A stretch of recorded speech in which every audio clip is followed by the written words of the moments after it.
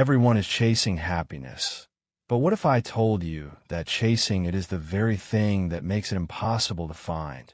Schopenhauer called it the ultimate illusion, and he might just be right.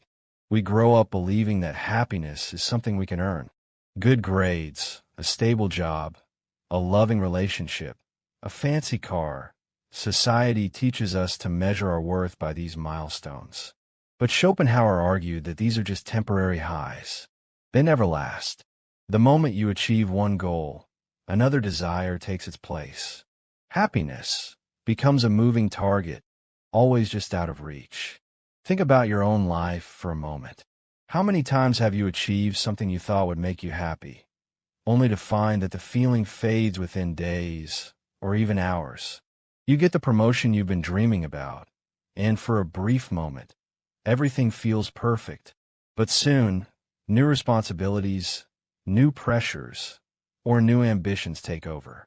You buy the gadget you wanted, and the thrill vanishes the next day.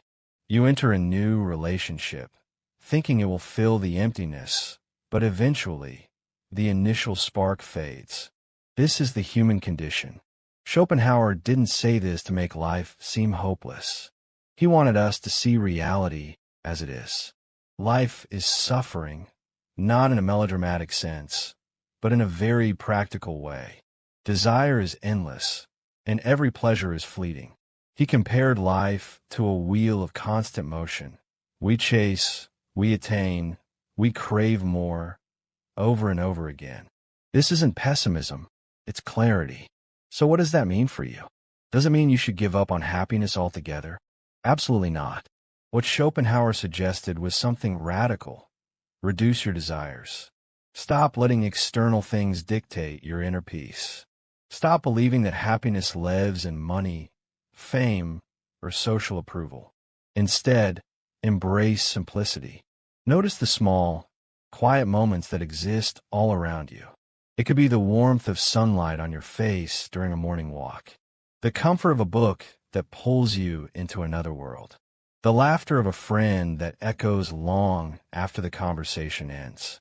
These moments are fleeting, yes, but they are real. They are tangible. They are the sparks of life that we often overlook because we are too busy chasing the illusion of permanent happiness. Schopenhauer also emphasized compassion and connection as ways to ease the suffering of life.